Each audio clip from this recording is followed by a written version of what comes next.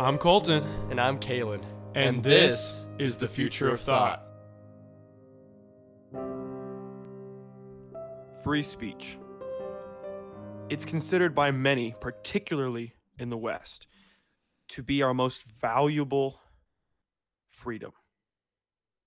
It's viewed as being at the core of being a human being, at the core of all other freedoms. And today we unpack whether or not this is true. Going forward, I think we should establish how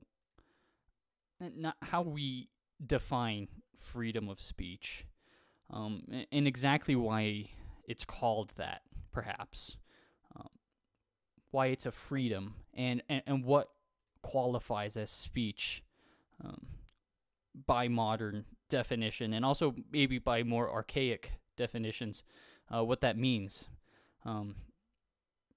Because freedom of speech is a huge topic.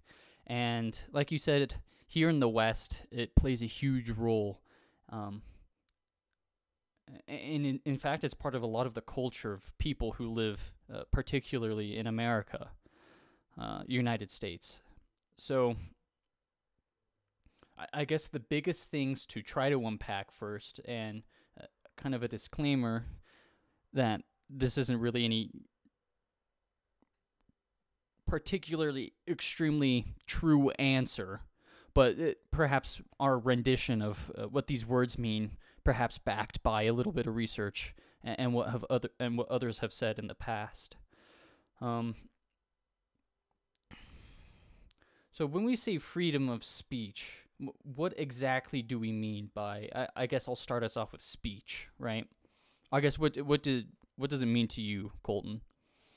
Well, free speech, I think, might just be a misnomer. Really, when most people think of it, they think about, at least in the United States, the First Amendment, right? The freedom to express yourself verbally, but as well as express yourself through how you are represented in your religion or how you spend your money, which is a more recent argument for free speech, which is obviously debated in politics today, particularly in the presidential elections. But really, we're just trying to better understand, or at least set a precedent for what exactly free speech means in the United States today, and then expand on what our opinions are potentially, right? So, for example, in the United States today, free speech is not an absolute.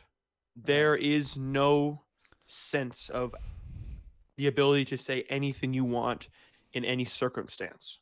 It's a gray area, right? For example, defamation, and that could include libel or slander, written or spoken word. You can't defame someone and ruin their reputation and ruin their future and what have you, because that's considered imposing on them, imposing on their freedoms and their liberties, right?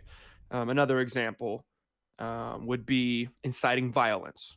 If you are stating something, proclaiming something that is requesting violence and immediately, then you are considered, to generalize, you are considered damaging to society. Right. So today, there is no absolute free speech, but where a lot of the conversation comes in, particularly within the last couple decades, is, for example, with the expression of gender, right? I'm using preferred pronouns, making sure that's an emphasis, trying to prioritize one's ability to not be offended, maybe over truth value. And for better or worse, that's the path we're taking towards lesser free speech. But just to set the groundworks, the United States was not based on absolutist freedom of speech. Right. And you could definitely see how that propagated to other nations as they develop their own versions and also borrow from us in some cases. Not to beat a dead horse, but for example, the C-16 bill that was passed in Canada to protect the LGBTQ plus community by including them under their Human Rights Act. It pretty much prohibits certain dialogue, particularly derogatory usage of words against that community, on the same grounds as racism and sexism. And it's interesting. I mean, I think it's important that we don't deal in absolutes with what we're calling free speech, because you can make death threats, blackmail people. You can incite chaos and riots. I mean, there's specific reasons, I believe, why we have these type of things in our Constitution, and protected by our government. And it's really to prevent us from damaging ourselves. And you can take that argument really far and talk all about the government's role in protecting us, which is extremely relevant to the freedom of speech discussion. But in this particular instance, where we're talking about potentially dangerous words, slander, there needs to be limits. Well, it's really interesting too, to look at. For example, you mentioned C16. I think this is one microcosm. There's this debate going on now, and I don't want to say it's a mainstream debate, but it is a debate happening with the, at least, Sam Harris, Jordan Petersons of the internet, right? Mm-hmm. Where you have individuals discussing not simply freedom of speech to the extent of what can we not say, like what violence can we not induce, what offense can we not partake in, but now there's even some talk of what must we say, what pronoun must we call someone, or that's just really one new example. But I want to know, Kaylin, what is your take on the imposition of mandated speech versus the restriction of speech, or is there no difference at all? Okay, so I don't exactly know the inner workings of the C16 bill in Canada, but I imagine, and as far as I've heard, misgendering or misspeaking someone's pronouns, I doubt very many people would take this to the extreme, but it could be seen as an attack, or really a verbal attack on the person. And so at that point, you're really looking at, if you ask me, mandating speech, which is, it's interesting, because as far as I'm aware, in America, you can walk up to a person and berate them with whatever you want to call them, whether it's racial slurs or anything derogatory, and be okay. I mean, as long as you're not hurting them, like directly, physically, you can blatantly... Sort of. There is some hate speech laws, I believe, some hate speech laws, but I'm not super well educated on them. Okay. So I'd have to look at those, but to my understanding, for the most part, you could get away with that. What was the other? You kind of brought up 2 points with speech. You said mandating, and what was the other one? Well, really, it was just trying to unpack if you think there's a distinction, frankly, between mandated speech, things you must say. You must call someone a certain pronoun. It's just this one example that people understand in today's context. Is there a difference between what you must say, how you must greet someone, things like that, versus what you cannot say, how you cannot express yourself, how you can't spend your money? Kind of like taxes. It's like a verbal version of monetary policy. What must you spend your money on versus what you can't spend your money on? And maybe that parallel makes it easier. So, okay, well, I see what you mean. It's very difficult in my head to differentiate to the two, but I think there is somewhat of a distinction, and maybe your opinion will help me figure out how well I understand that distinction, if there is one. I'm just curious. I'm just curious of your opinion. Yeah. It doesn't have to be a right answer. I think there is a distinction, because when you say people can't perform an action, right? Fundamentally prohibiting people from doing something,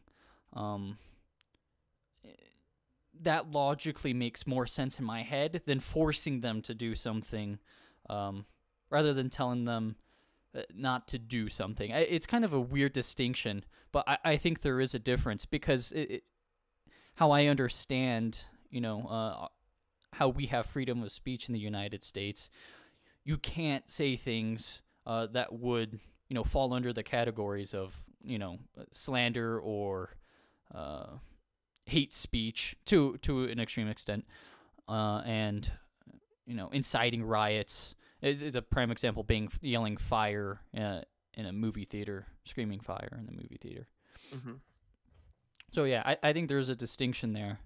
And to bring up an example, at least how I understand it, the C-16 bill tells you what you have to say rather than what you can't say. If you want to bring it to the extremes. So yeah, there is a difference. I agree. I think there is a difference. I am not well versed enough to differentiate the two. I am not a major of gender studies. I'm not a psychologist. Neither of us are, and we're not claiming to be. But it is interesting, because it seems to me that once you enter a game of imposition of speech, it's a more slippery slope. And I think this is a similar argument a lot of people make, although to a different domain, obviously, about taxes, right? Mm-hmm. Oh, well, if you can tax me 30%, well, you might be able to tax me 70% and there's no repercussions. Now, again, not a lawyer. I don't know legal code all that well. Right. But it's kind of the similar idea, to the point where there's no explicit result, right? So taxes allow you to live in a civil society with social infrastructure, whereas imposition of speech simply, as far as it's being presented, allows someone to feel like they aren't offended, right? Just to use the most common terminology. And it really just comes to a value game, a value game of, are you okay with feelings over facts? Ben Shapiro uses that obviously very, very often, facts over feelings. But is that the way you lean, or are people's mental states and emotional bedrock, as it were? Is that what we should value as a society?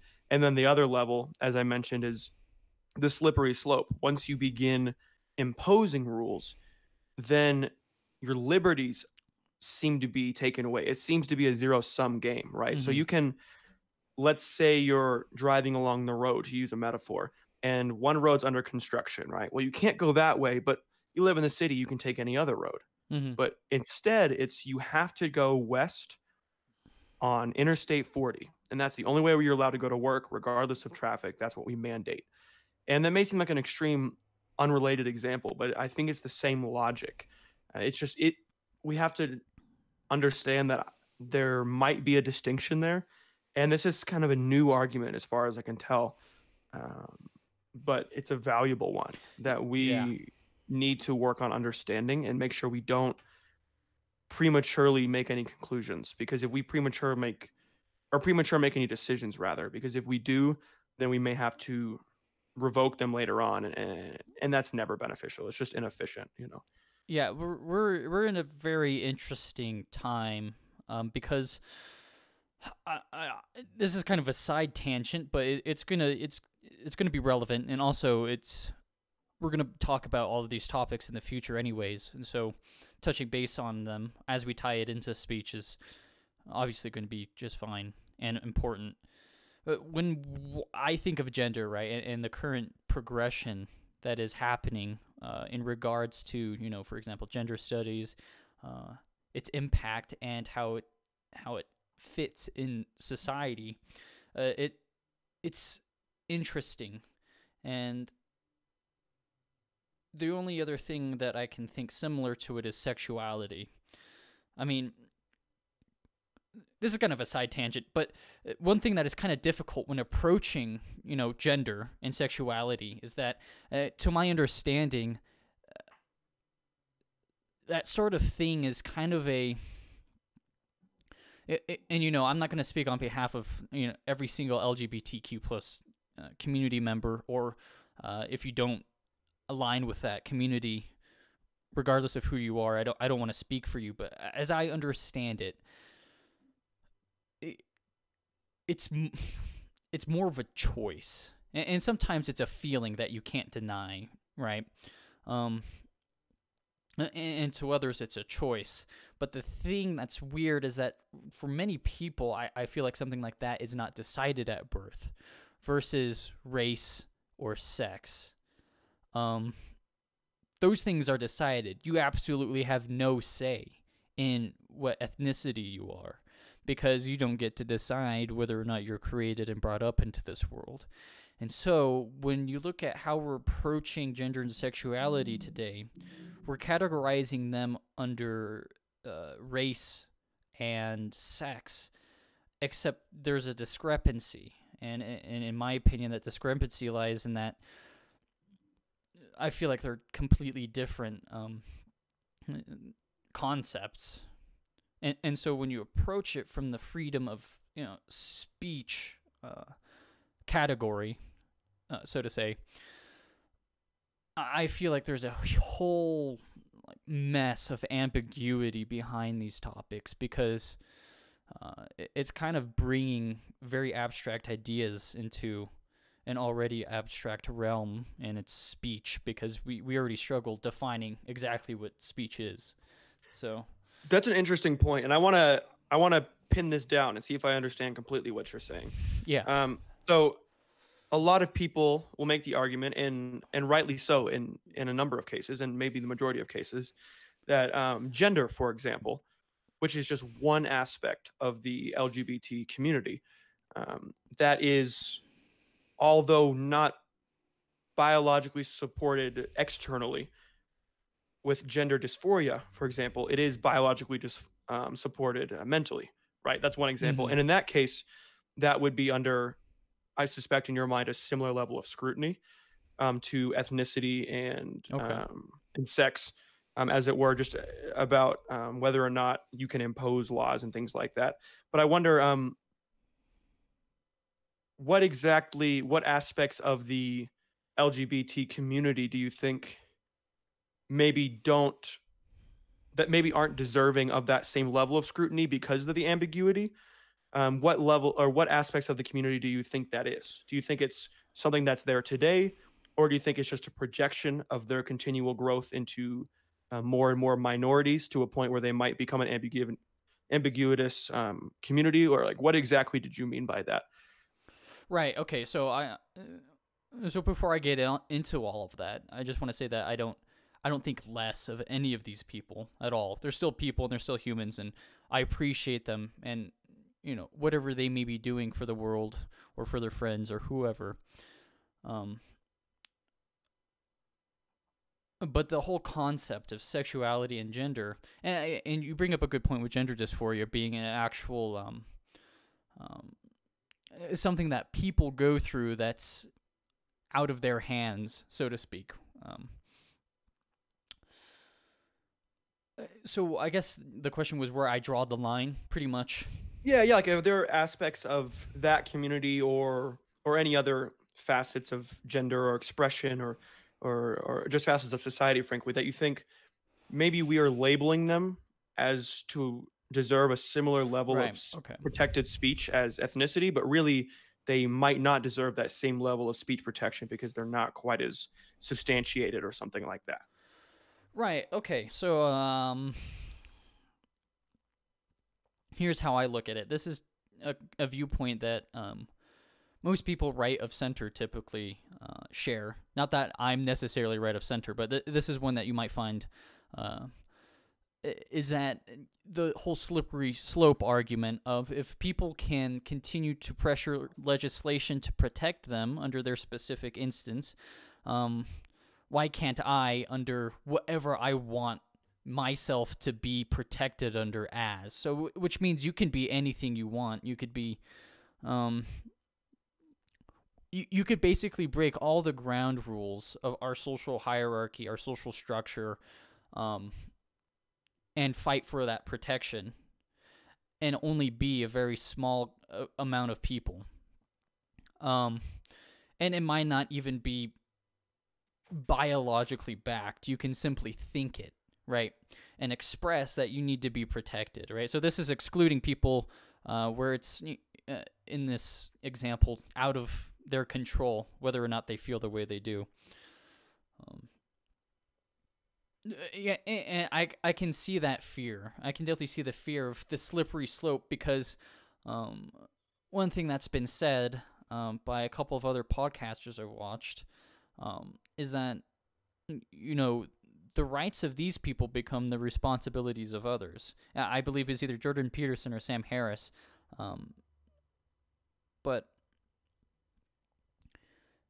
not to take their words out of context, because they were talking about this exact topic in the instance one of them said this. And not that necessarily poses a huge inconvenience to me, because I don't mind taking the extra 20 seconds out of my day to change how I approach conversation with you by reconfiguring, what pronouns I say when I talk with you. But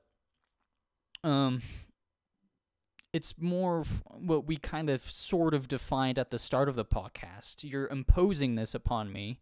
Well, I have no power. I can't impose anything on you. So really, as I'm understanding it, it's just a very subliminal game of power. Not to get lost on a tangent about gender expression and the LGBT community, because that will be an episode at some point. Yeah.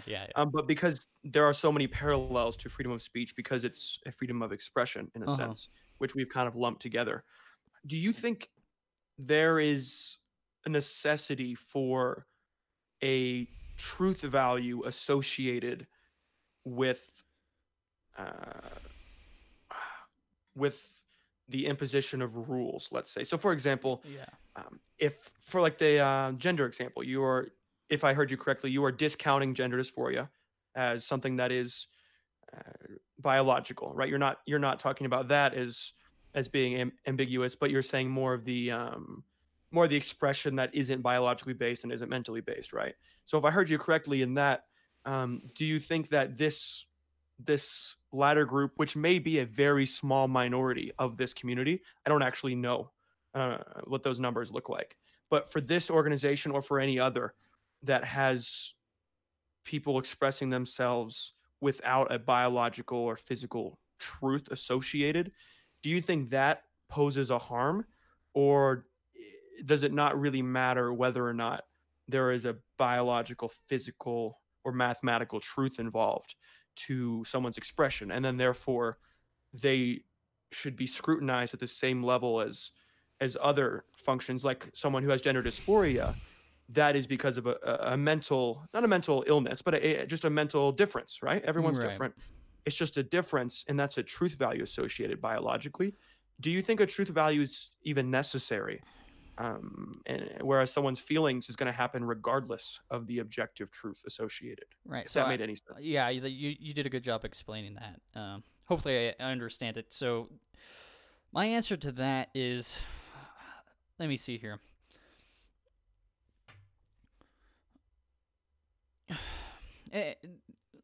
So I'm going to give my opinion, and this may just be my uneducated, very ignorant opinion, but I'm going to give it. Sure.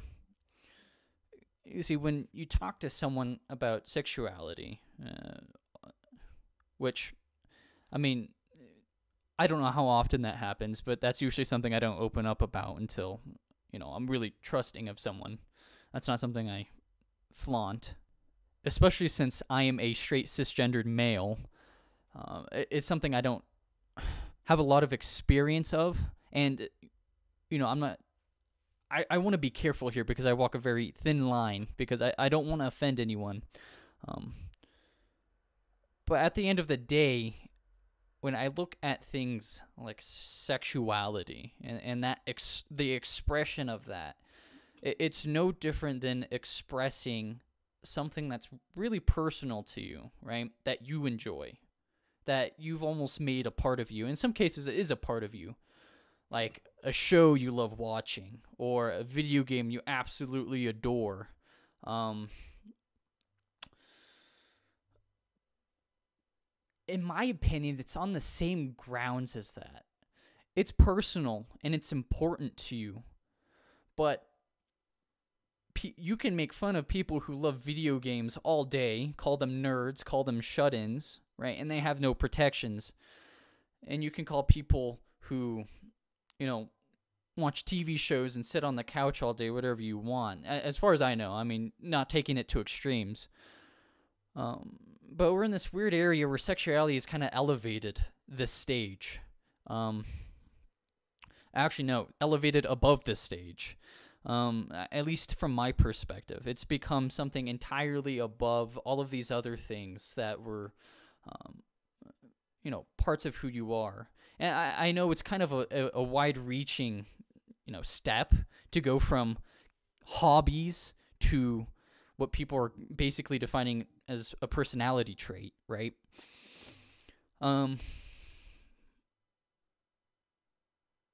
But, I mean, in that sense, it should receive equal treatment with freedom of speech, whether on the grounds that it's kind of similar to just something that you really like and something you pursue.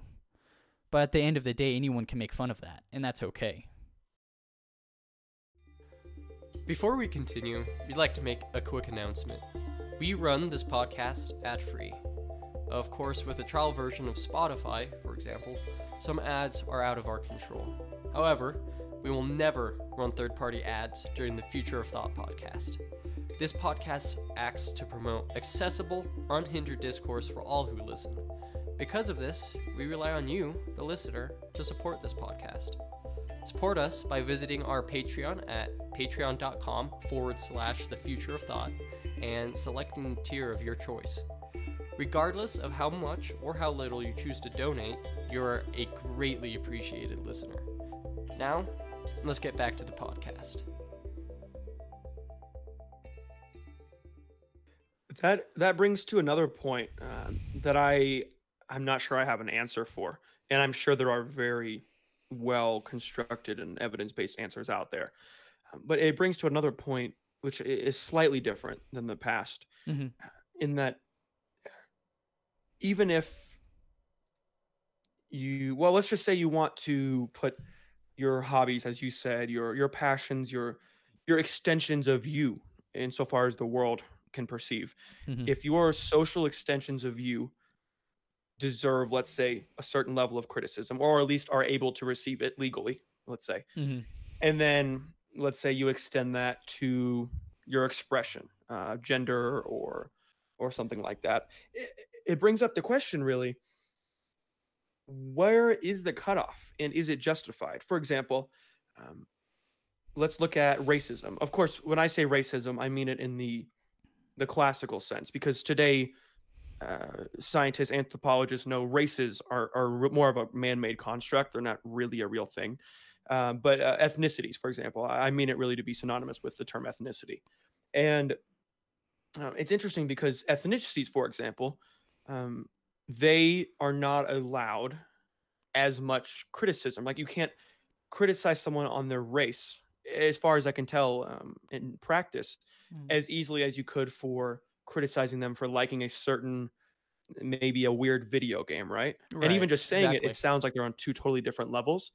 And of course, you can understand why that has come to be. No one has been historically oppressed because of a video game, as far as I know. But obviously, either, yeah.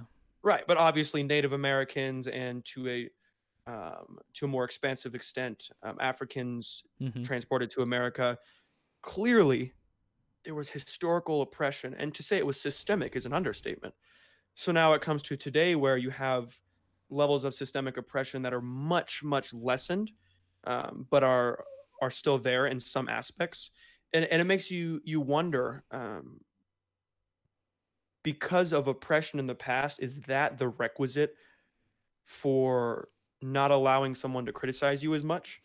And if that's the case, can you ever leave that? If you are able to be criticized as much for being tall or having dark skin or loving video games, if they can all be criticized equally someday, is that a sign that society is actually progressing to a point where we no longer define people by arbitrary races, but rather we can make fun of it all equally or not make fun of it all equally?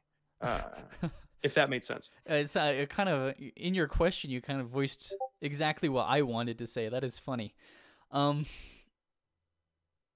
I think that is progression, because the reason why, well, I won't tell you the reason, because I honestly don't know. I wasn't there, and I wasn't one of the participants in slavery or absurd racism in previous centuries, or even today.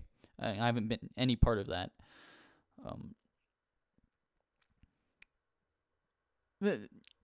How I understand is that there's just, or how I understand it, rather, is that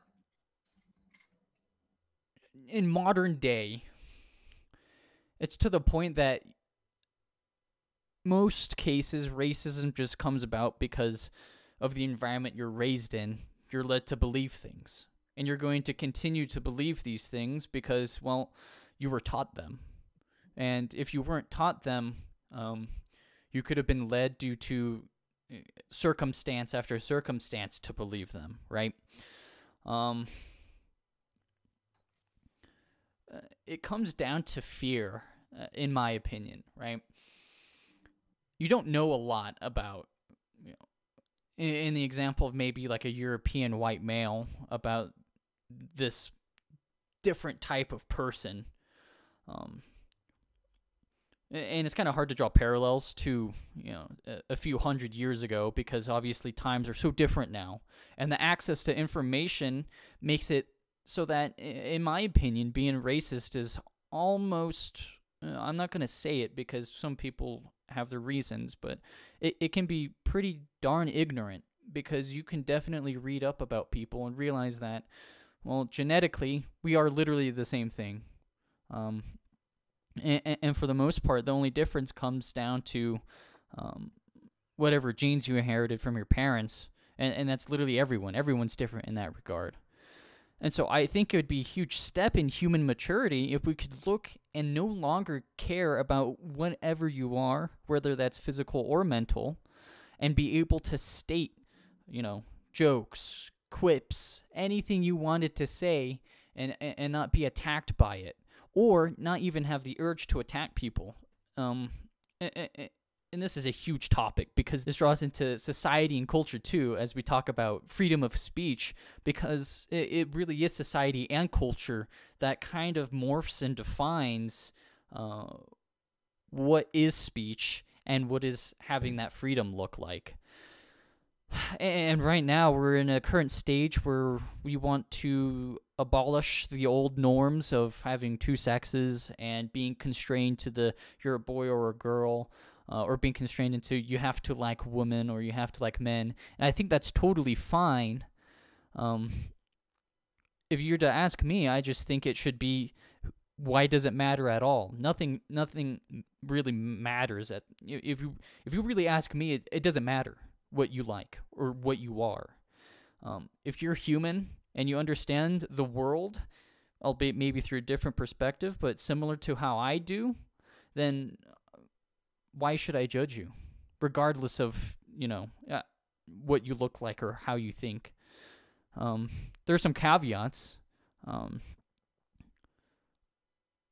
As Martin Luther King Jr. said, judge people by the content of the character, not the color of their skin. And I may have incorrectly quoted that, but, I really kind of follow that idea. And so I wrap it up here and bring it back to our main topic, so I just don't continue talking tangentially about other topics.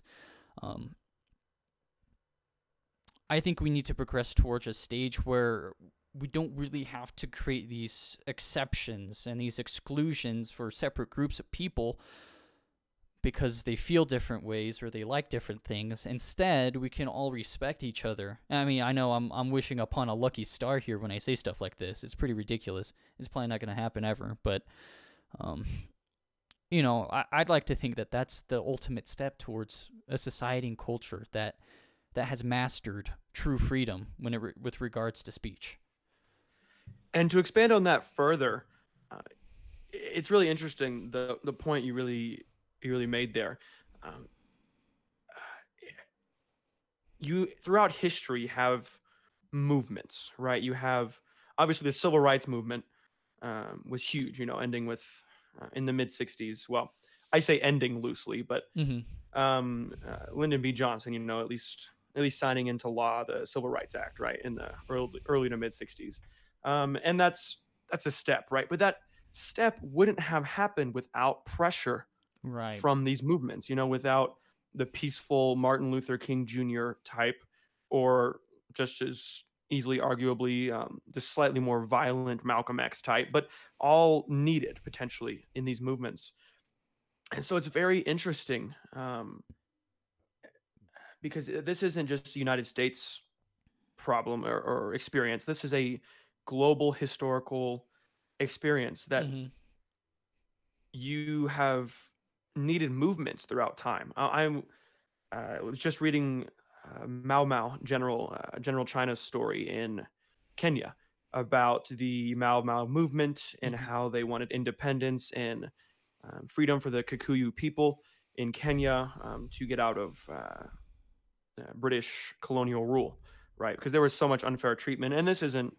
I mean, this is everywhere, right? This is a global phenomenon, and it's curious because that seems to fly in the face of the argument that you made, and then I kind of alluded to, that the goal is to not have any more movements. It's to not need them, frankly. The goal is to no longer define ourselves through a sectarian mindset, to no longer prioritize people who are of a certain body style or a certain skin color, right, or a certain educational background, and the list goes on, but rather to, like you said, either not care, just stop caring so much about how people present themselves, or to a point where society isn't set up through sectarianism, right? It's an interesting balance. I don't know if I have the answer, because I am certainly comfortable saying that there's so much validity in these movements. Historically, they have been absolutely necessary to invoke change. And I'm curious, just a total futurist prediction. Do you think it's possible to get to a point, not where you don't have movements because of some regime, but because you intrinsically, societally don't need them anymore? Everyone isn't going to make the same amount of money. Equity, equality of outcome, as it were, isn't going to be the case, but equality of opportunity could be, right? Do you ever think it's possible that we could reach a point where society, either in the United States or in the West or globally or through different planets, if we expand further, where we can have a state where movements are no longer the best option as they have been historically, and what's better is simply civil discourse? Everyone respects opinions and seeks the truth, and that's all that matters, and you don't have to be forceful and be physical to get your point across. Right. So I'll work my way towards my answer on whether or not I think it's even a possible future.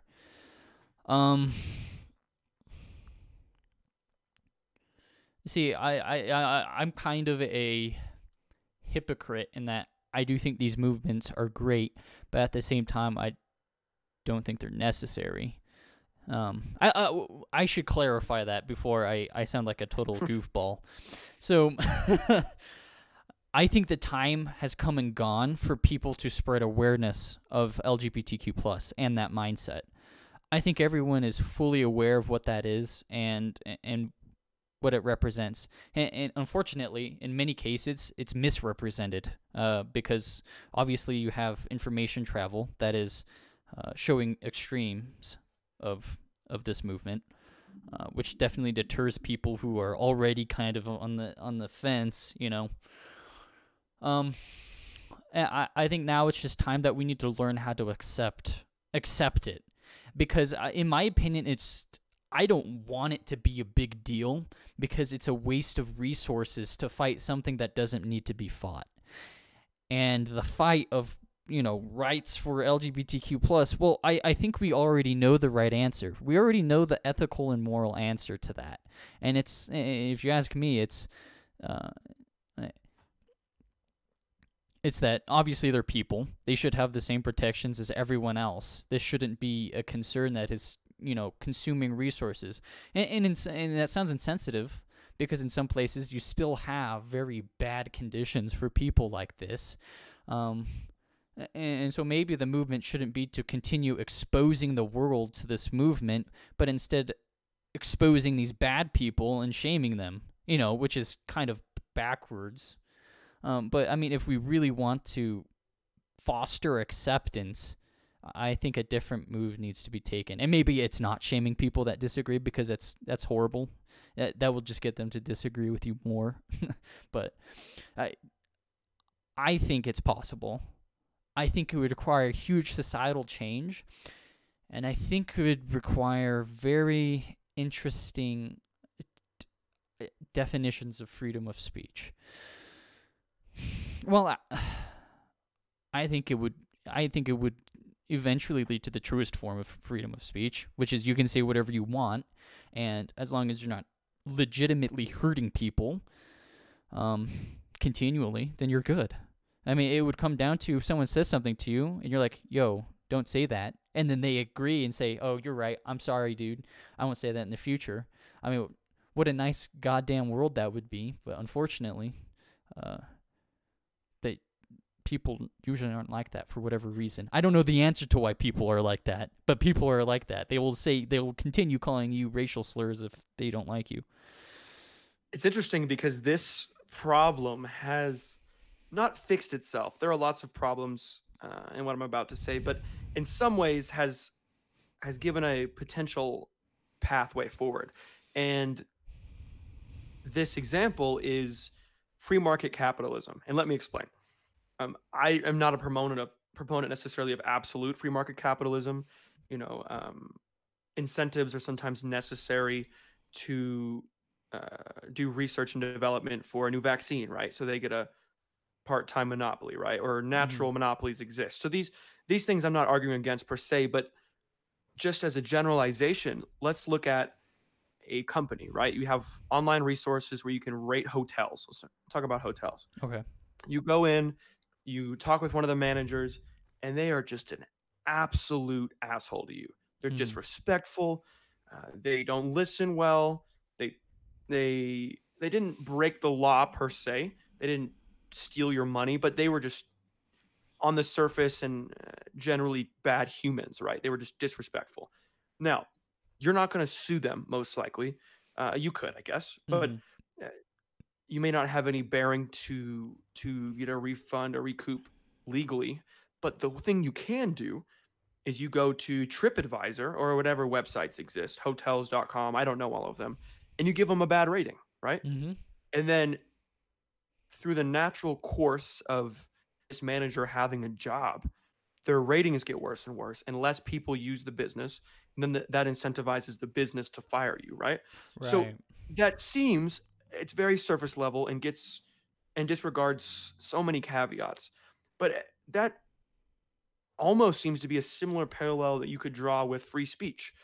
If you get to a point where outside of direct inciting of violence or direct libel, outside of things that are very clearly agreed upon from liberals, conservatives, and anyone in between as being unacceptable, outside of those, if you leave a fairly open freedom of speech, then that freedom in itself will act towards a sense of self-preservation for society. If someone is being an idiot towards you, society calls them out on it. You don't throw in a bomb threat. You don't attack them. You don't hold their family hostage. You don't do any of those things that are physically violating their liberties, but you call them out on it, right? And then they correct themselves, and then we move on. And then that, as a result, which leads into something we've seen today with Kevin Hart and presenting at the, was it the Oscars? Is that what he was going to present at? I don't remember. Check that real quick. But it leads into this idea that if society is checking itself through its speech, then people will be held accountable, and then they are granted second chances. And then if they fail, they'll be held accountable again, but it'll be even more accountability, right? Mm-hmm. It's basically creating a negative feedback loop for people who don't really abide by, really just being nice to people and respecting them. Lacking that respect. It is the Oscars. Okay, yes. It was the Oscars. Yeah, I was trying to look for it for you, but I remember because it was controversial because he went on Ellen DeGeneres' show, and she's obviously an out gay woman, and his comment he made on Twitter, what was it, 5 or 10 years ago, was disrespectful to the quote unquote queer community, as it were, and he of course wasn't really given that second chance unless he was forced to apologize to the Oscars, and he didn't want to do it, but it's just an interesting dynamic that might lead us into a further conversation about second chances in speech. I don't want to move on too quickly if you had more to say, but it could be interesting too to unpack the ideas of speech. Once you say something, even if you were sober, not just inebriated of any kind, once you say something 10 years ago, you tweet something, you make a comment, you were playing pickup basketball, no matter the context, you were doing a comedy routine. Can then that define your future? Or can we simply hold you accountable to a certain extent and say, hey, that's unacceptable. Society doesn't support that. Your business isn't going to do as well, as it were, to follow the parallel. And then maybe as we gain that trust back, you can get that business back again. So we can move on to this. This is a fine topic. And I guess my answer to this whole part of speech and saying things and bringing up the past is contextualizing the situation. And one thing I'm going to go on a rant here about, because this is something I've noticed, is that people have seemingly lost the ability to contextualize things that other people say. And instead, you can, turn a whole slew of words into basically making someone look like something they're not. For example, the whole Kevin Hart scenario, right? I don't know the entire details, but one thing that I'm a believer of is that people change and people grow as things happen. And unless Kevin Hart is continually day by day posting tweets that are homophobic, then which I don't think he is. He's not, right? Do you know, Colton? No, I'm pretty sure he's not. And during that interview with Ellen that I talked about, it seemed like it was fairly well understood by those who knew the story that he's not doing that anymore. Outside of the context of a comedy routine, and even in the comedy routines, the context is very clear in which he does make a joke about being gay or something, which he does about being a certain race or being a certain height. How jokes are founded. Right. But Exactly. to answer your question, no. I'm okay. Pretty sure. So good. Then my comment hopefully has grounding. So I think a skill that we all need to work on is contextualizing things, me included. Sometimes you read the header, sometimes you read a tweet, and your brain instantly tells you one thing, and then you don't even fucking read the thing, and you go on believing whatever 5 words you read, not knowing the other, whatever else had to be said in that message. And so,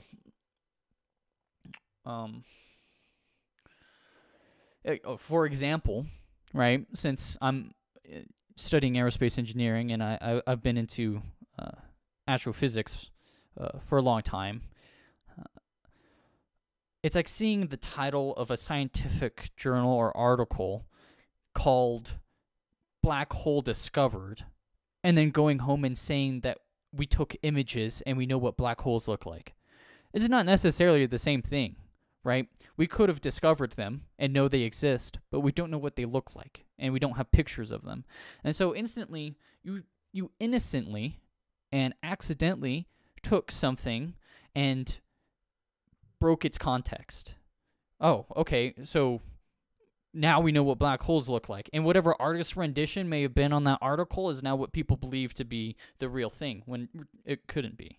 And as a quick caveat before you move on, so no one has to respond to us, yes, we did actually see what black holes look like later on, but it doesn't take away from the parallel that Caitlin's saying. Yeah. I want to make sure that's clarified so no one has to point it out. Yeah, we have seen the famed image. Don't worry.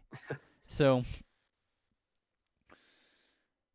in my opinion, it's on the same grounds as that context, that, how is this based? How is it grounded, this information that I'm receiving? Because without that, you could say Hitler was a very awesome and moral leader because he was cleansing an evil in his land. I mean, come on. It's like saying nonsense if you look at it contextually and you look at it, honestly, reasonably. But taking it to an extreme, you can get away with stuff like that and really convince people things, because I think one thing that we struggle with, as far as I've noticed in younger people in United States, is, and it can even be tracked to other demographics of people, but it's just contextualizing things. And it's kind of upsetting because people just jump the gun and start saying things and thinking things that aren't necessarily true. And so,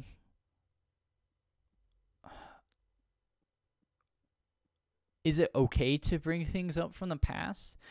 If we're talking about freedom of speech, I would think it's okay to say anything, and you can bring those things up. But I think a more mature society would look at that and say, well, are they bringing that up in the context, in the full context, to make it fair to the person who originally said it? You know? Okay, so let's look at, then, to expand on that further, let's look at what a lot of people would call cancel culture, right? The idea that if you say something wrong, even if it's egregiously wrong, right? Okay. There's levels to it. Yeah, sure. like being a neo-Nazi or something, and right, you if you say say something very wrong, yeah. then a platform, which this debate still goes on whether or not Twitter, Facebook, and YouTube are public platforms or businesses. That's always a big balancing game. But then they can be removed from a site, right? Mm-hmm. And it appears disproportionately against conservatives, but I have no preference either way. My argument applies across the board. But it is an interesting thing where, speaking of slippery slopes from earlier, once you can impose, or really once you can impose your companies or your founder or your manager's views on whatever you're allowed to say, then you have whatever biases are inherent to you or are inherent to your company affecting who gets kicked off a platform, right? So, for example, the idea of, and Caitlin and I have talked about this in the past, but the idea of a moral relativism, right? Mm-hmm. So you have this understanding of today's psyche prefers a more inclusive, liberal society. Most news networks, I believe, are leaning liberal, most major news stories and what have you. And that might be for the betterment of society. I'm not giving an argument here. But then if that's the case, then the conservative, quote unquote, groups, just to use these very general terms, they are disadvantaged in what they can say, right? So they can't express their beliefs as openly, let's say on Twitter, because they are more likely to be removed or more likely to be demonetized. You have Steven Crowder, who, to be clear, I actually disagree with on a lot of things. I've agreed with him on some things, sure. And he's very well known for his Change My Mind series and what have you. And I don't completely agree with him on a lot. However, he gets demonetized, right, for saying things. And I might think those things are bad, but how do you know where to draw the line? Should society draw the line? Is the company entitled to draw the line for their platform? Or are these simply an open level of discourse through the internet that, since so many people use, they just become a public platform? And I'm curious, I don't know if there is a right answer, but it's really interesting to to unpack this idea that someone who you disagree with, even if it's egregious but it's not breaking the law, can be canceled. They can lose their money. They can lose a following, not because of a natural reason, not because the invisible hand of society has pushed their following away because they've done Mm-hmm. something egregious, but because one half of the country thinks it's unacceptable and the business aligns with that half, let's say. Right. Uh, So, I don't know. in the eyes of a company, I mean, I think it's fair to do whatever you want to your employees as long as you make it clear to them when you hire them that these are the rules, right? Because it's your company. I mean, who the hell is anyone to tell you what to do other than government restrictions and, codes that you have to follow so you're not inadvertently hurting the environment or people. I think it's okay to say, and this is my opinion, this isn't an answer, because something as abstract as the social construct of what we can and should say to each other is just such a powerful beast to tackle that having an aerospace engineering major try to tackle that, I might look like a fool, but I'll give my honest opinion here. So, see, this is where it gets a little sketchy for me, because, really what's happening is that these movements happen because people don't like what society imposes on them in terms of restricting what they can or can't do, right? I'd be pretty darn upset if I wanted to marry a guy, but I literally couldn't. Or maybe I could, but I would face shame and be mocked for the rest of my life. I mean, it would suck, yeah. And to have a society that looks at people who mock others for things, for personal decisions like that, I think that's a more evolved society. But what I think is a step further is a society that detaches from that, because that's a personal experience anyways. Why does society care? In fact, some might call my argument maybe somewhat anarchist, because it's almost to the point that there is no true society if it's so detached that it doesn't influence anything. But that's not to say that, there's group voices and there's people voicing their opinions and things that they want to do.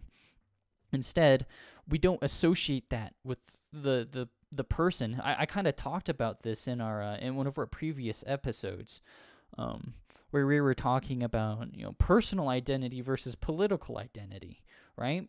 So many things people take personally now, and I can't have queer people walking around my neighborhood. That's impossible. I'm never going to let that happen. Other side of the fence, you have people saying, why is it bad for me to be queer? And then you have this weird, in my opinion, this weird situation where the answer to both is like, there's really no good answer. I mean, is there a good answer to not wanting queer people on your street? Not that I know of. And there's really not a good answer to why it would be good or bad to be queer. I mean, maybe that's just me being naive, but the social implications are just so hard to deconstruct nowadays, because we're redefining them. We're definitely in a weird time right now. So platforms then, which you could make an argument are the most accessible and one of the best ways to communicate with people globally, Facebook, Twitter, yeah, social YouTube. media kind So of those- deals, yeah. Yeah. So those platforms then, what they are businesses. Do you have any thoughts on their rights to intervene on their platform, for Right. example? Because they are a business and we've agreed to their terms and services, although I'm sure nobody's read them, but we've all agreed to them. Yeah. And in doing so, we might have signed away our freedom of expression, right? You can't say anything against a platform's policies. But then if the platform, let's say in a hypothetical world where we have a Nazi Germany psyche, but Right. in 21st century where Facebook was ran by Hitler Zuckerberg, It'd be Adolf. It'd be Adolf Zuckerberg, I guess. Hitler Zuckerberg. I screwed that up, but nonetheless, you get my point. If that were the case, and society in the majority was like, "Wow, okay, well that's fine. It's part of the terms and conditions," and then you have a Jewish person get on and they get kicked off. Well, hey, that's the business's prerogative, right? It brings up a really interesting balance of if these are the only platforms, or at least the only largely accessible platforms globally. In many cases, there are exceptions. Facebook has its struggles with getting in China, and TikTok is different in China as well, and there are other cases. But it makes you wonder, well, where is that line? Why is the company allowed to? It's my expression, but also, why are they not allowed to? They make their monies. Yeah, so I don't have an answer. You're this conundrum is one that even probably the most well-versed in socioeconomics can't even answer. Or if they can, it'd be with a lot of caveats, I imagine, because I can't think of an answer. I have an opinion, much like everything else, or everyone else.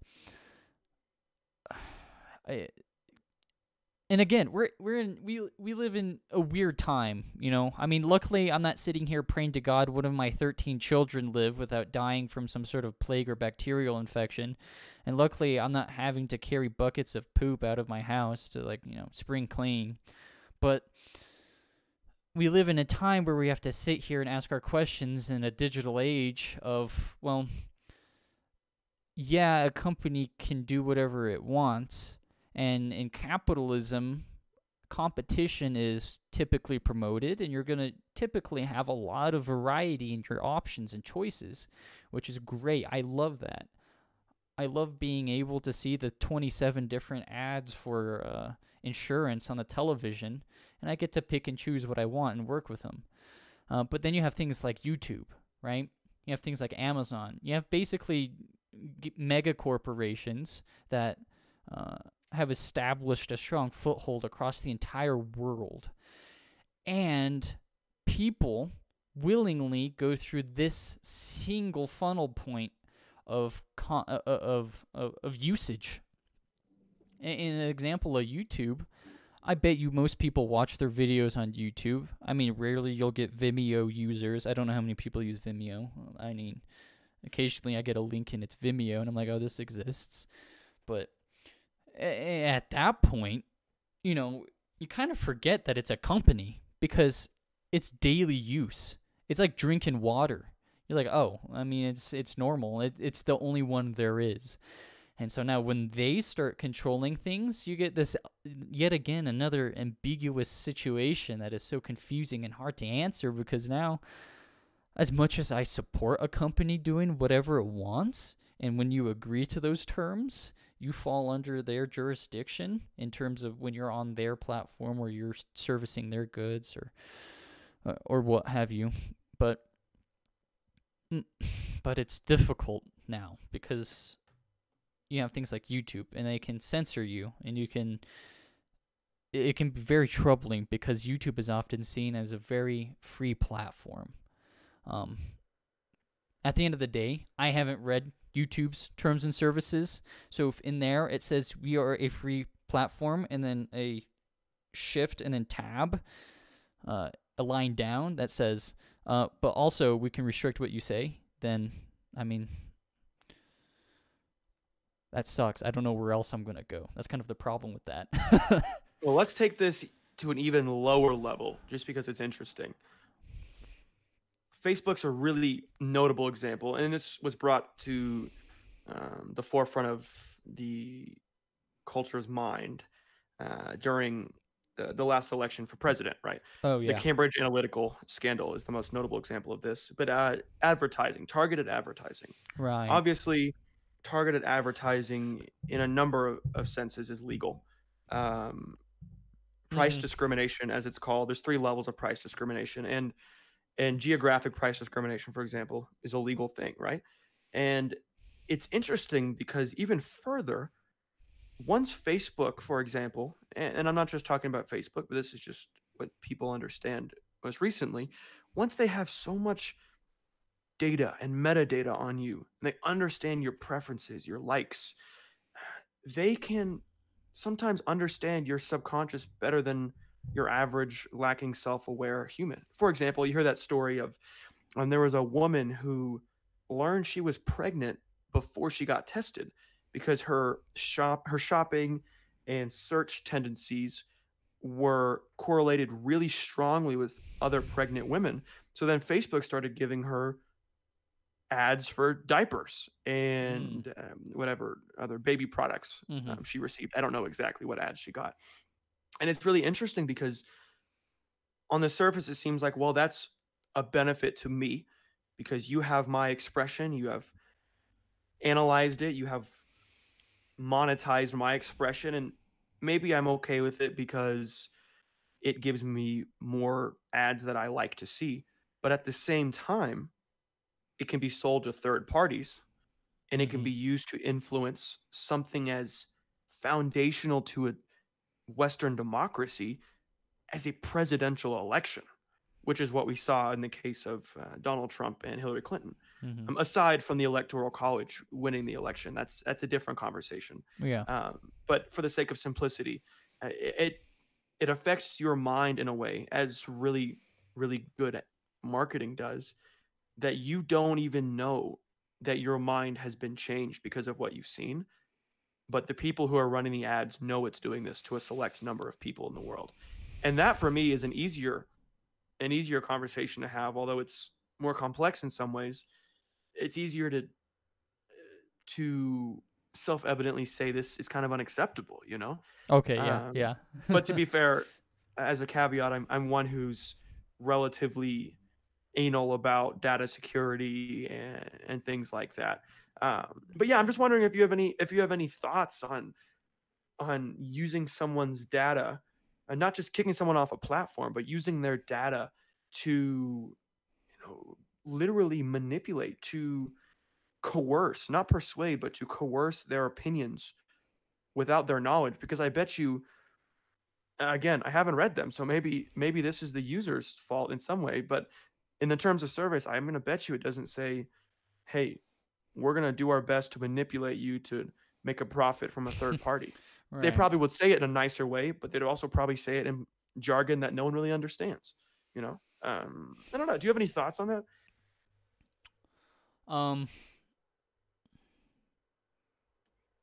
Those practices are definitely dangerous. If I were to view it on the same grounds as our previous topics, I kind of view it as the same way that I view how society shouldn't really be peering into your personal life and caring all that much, whether you're bi or you use a different pronoun set. I don't see how it's fair to the consumer that companies can, without you knowing, right? And that's the hard thing.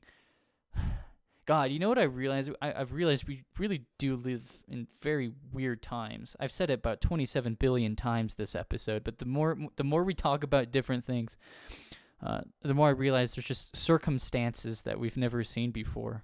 Yeah, the human existence, our experience has evolved, but our mind hasn't quite we're still caught up. We still got the lizard brain syndrome. Right. So Our processing power does not match that of the computers today. We are getting outmatched by our technology, and our morals and our norms are really, really showing. Yeah, that they're clearly. struggling.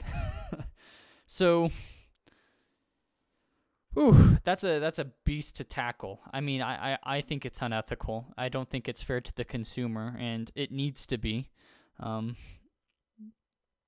Because we're what drives everything. I mean,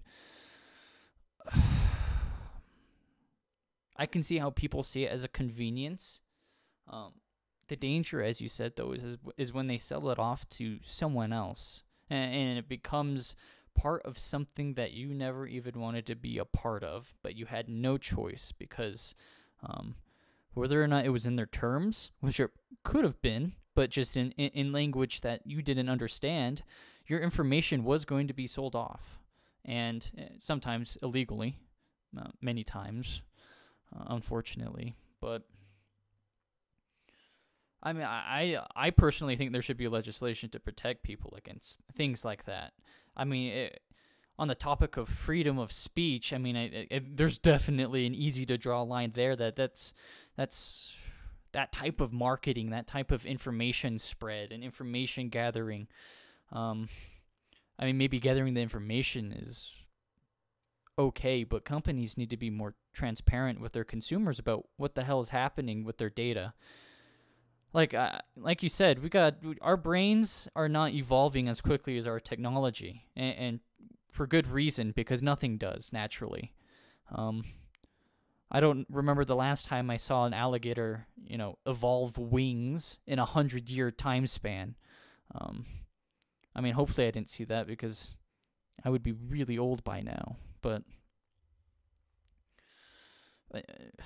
yeah, it's an interesting world we live in, and I guess I want to bring this up now. The fact that we live in such an I like to think of what now is as the information age, because it is literally all about the access of knowledge and data. That's really all of these last 100 years of advancement have allowed us to do. It's just do that, but quicker and quicker. At first, it was months of walking, and then it was months of sea travel, and then it was days or weeks on a train, and now you can do it pretty much instantly with computers and stuff. And it's pretty ridiculous. And I even left out cars and horses and whatever the hell else we used as we progressed along the transportation timeline. But it is so hard. I don't have an answer to that one, Colton. I don't even have an opinion. I mean, it's wrong, but God knows if there's an answer. I think the answer is in legislation, but I don't know how it's going to happen. And that's really, I think, where the predicament lies. I mean, the EU seems to be doing better, but I'm sure not perfect. Yeah. Companies in a relatively free market, I mean, they're incentivized to make profit, right? Or to produce a good or service for society, right? But it's interesting because you can look at Project Nightingale, and Caleb and I have both learned about this a little bit on our own, in which Google is working with Ascension, a Catholic healthcare system, which has something like 2,600, hospitals and offices and things like that across the U.S. And they are sharing databases, right? I believe Ascension is allowing access to millions of healthcare records of their, patients, I don't know the correct term, but patients, the best term I can think of, those individuals in their systems to, for good reason, in theory, right? They want to look for correlations between certain medical records and attempt to find abnormalities, find problems before they occur. And then, of course, there's this, proclamation that they will do it anonymously. But then at the same time, you have an understanding that anyone who knows anything about data sets or artificial intelligence or anything that involves large amounts of information, that even if it's anonymous, it doesn't take much matching to know whose record you're looking at. Give a few character traits, throw on a geographic region, you have narrowed it down to a few people, and their history, right? Their private information. And it's fascinating because now you have Google partnering with Ascension, and I think there was also potentially a partnership with Spotify, although that might have just been hearsay. I don't know the details on that, in which you have companies that already have your search history. They know so much about your preferences at any day in your life, what you're looking for, what you're interested in. Then you throw in health records, medical records, which that's even a legal barrier beyond economies, because there's already legal barriers with medical records, FERPA and so forth. And then FERPA might be education records. I always mix them up. HIPAA might be the correct one. I don't remember which. Check that. But either way, you're thinking of HIPAA. HIPAA is the correct one. Yeah, FERPA is education. And nonetheless, you have these records, and then you throw in your music taste. So now Google knows your mood. any time of day throughout your entire life. Everyone uses Spotify. A large number of people use Spotify. And even if that's just a hypothetical and that never actually happened, that merger, I don't know. But regardless, it brings us to an interesting place where, on the flip side, even if your your speech is extremely free, even if you have ultimate freedom of expression, that is then captured by a company and then used against you. Or even if it's not used against you, it's free, but it's only free Yeah. with the understanding that someone's watching you. I won't say Big Brother because Google is not a It's not really, totalitarian yeah, it's state. not a government. It's It's not. Google and North Korea are totally different things, and I do not equate the two. However, the lines of thinking are very similar.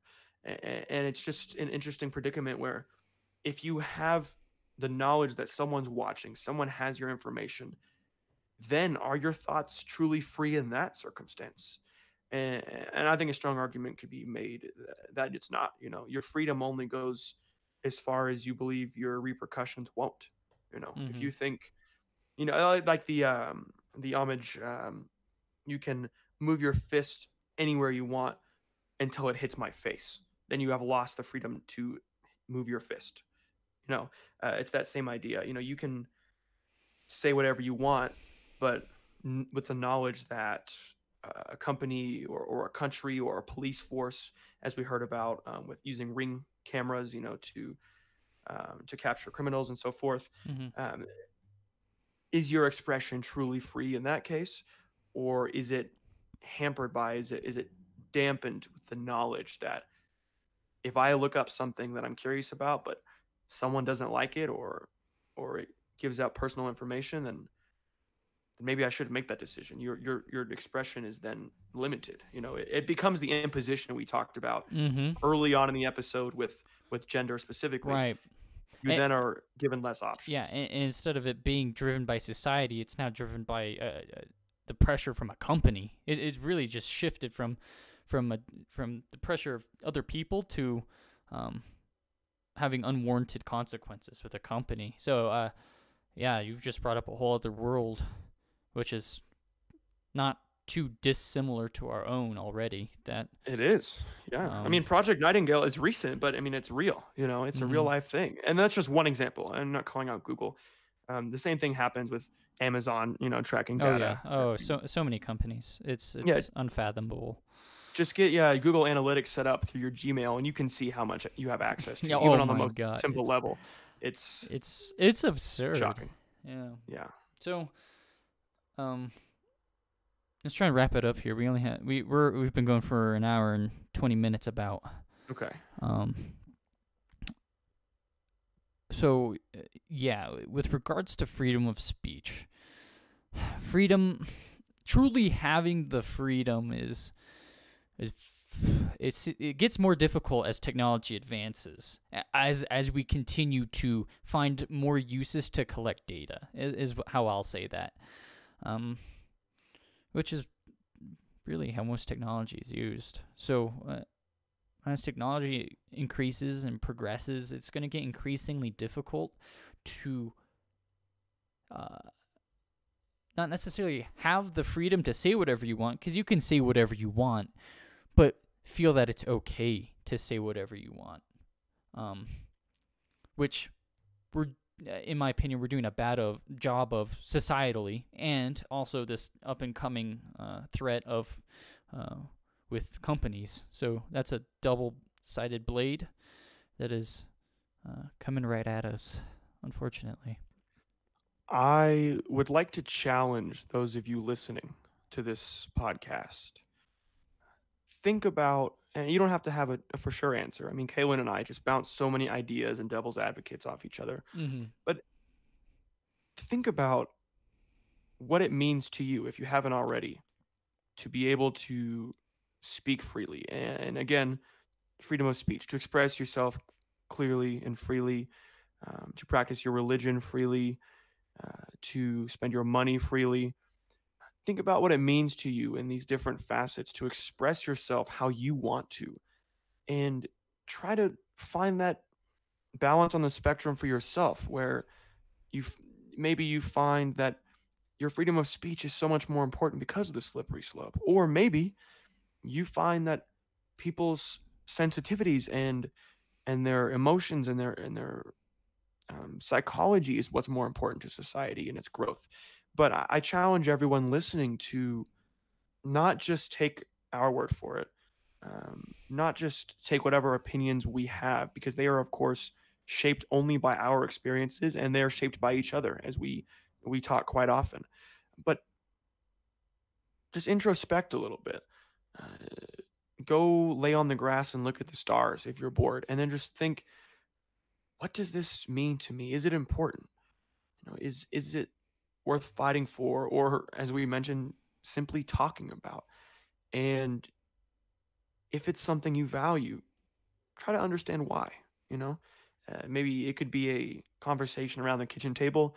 It could be a totally introspective conversation with yourself. But I challenge everyone to think about it, because these big topics are often thrown in the face of our enemies, Republicans in the face of Democrats and vice versa, simply because the groupthink identity says, hey, that's what everyone else thinks, I'm going to agree with them. But don't. Think of what you actually value and what matters to you, and be okay with that. Just come to your own terms, not because your friends told you, not because society told you, not because we told you, but because you think it's right.